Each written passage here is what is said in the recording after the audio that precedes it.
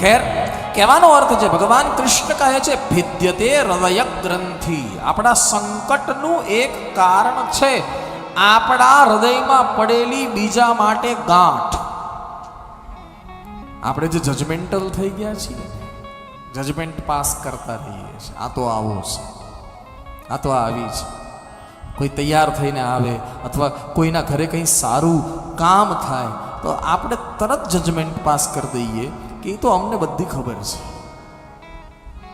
હા, એને આવું હોય જ નહીં, એ તો ઓલા ભાઈના મદદથી આમ થયું છે, ઓલાથી. આપણે તરત જ આ બીજા માટે જે આપણે સતત વિચારતા રહીએ છીએ ને, આ આપણા દુઃખનું કારણ છે. એને કંઈ ફરક નથી પડતો મારા વાત. આપણે જ વિચાર કર્યા કરીએ છીએ. ચિતાનું લાકડું તો એક જ વાર બાળે અને પછી હાડકા ગંગાજીમાં પધરાવવા માટે તૈયાર કરાવી દે. સ્મશાનની ચિતાનું લાકડું આપણને એક જ વાર બાળે, પણ ચિંતાનું લાકડું એવું છે કે આપણને રોજ બાળ્યા કરે, રોજ બાળ્યા કરે. બીજાની ઈર્ષા, બીજા માટે દ્વેષ, બીજાના જ વિચારો માત્ર ને માત્ર જે વ્યક્તિ કરતો હોય એ વ્યક્તિ સુખી થાય નહીં અને થાય નહીં. બીજાનું સુખ જ્યારે આપણા દુઃખનું કારણ બની જાય, બીજાના ઘરમાં મોટી ટીવી આવી એટલે આપણા ટીવી જોવાની મજા મરી જાય, બીજાની દીકરીનું ગોઠવાઈ ગયું એટલે આપણે ઘરમાં ઉપવાસ ચાલુ થઈ જાય, એને કોણ સુખી કરી શકે સાહેબ? એ એનું સુખ છે, એના કર્મ પ્રમાણે એ ભોગવે છે. આપણને ભિદ્યતે હૃદય ગ્રંથિ. આ પહેલું દુઃખ, પહેલું સંકટ. દુઃખ નહીં, સંકટ.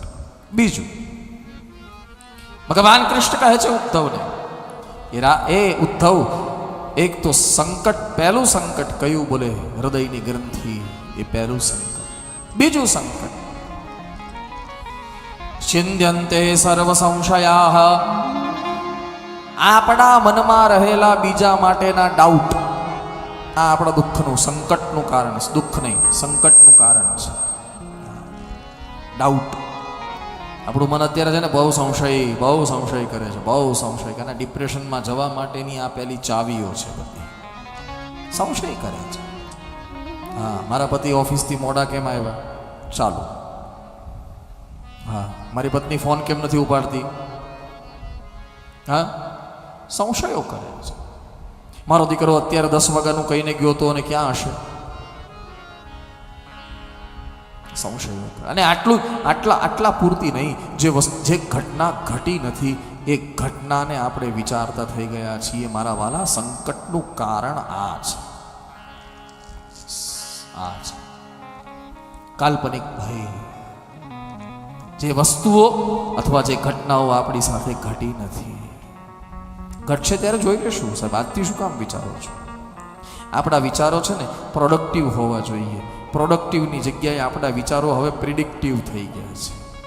ભવિષ્ય ભવિષ્ય ભવિષ્ય ભવિષ્ય ના. ભિદ્યતે હૃદય ગ્રંથિ છિંદ્યન્તે સર્વ સંશયા.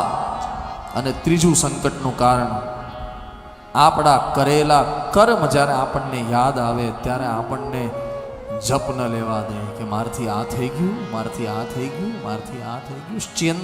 ક્ષયંતે ચાસ્ય કર્માણી. ભાગવતના મહાત્મયમાં તો એમ લખ્યું છે સપ્તાહ શ્રવણે કૃતે. સપ્તાહ શ્રવણથી આ ત્રણેયમાંથી મુક્ત થઈ જવાય.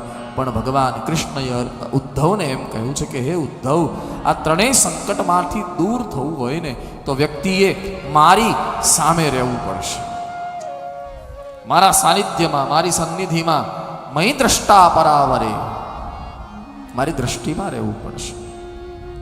એટલા માટે ગાઈએ તો છીએ આપણે, સંકટ સે હનુમાન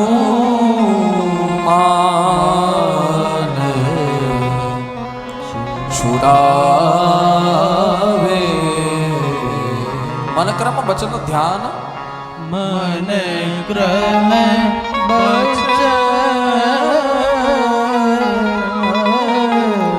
ધ્યાન જો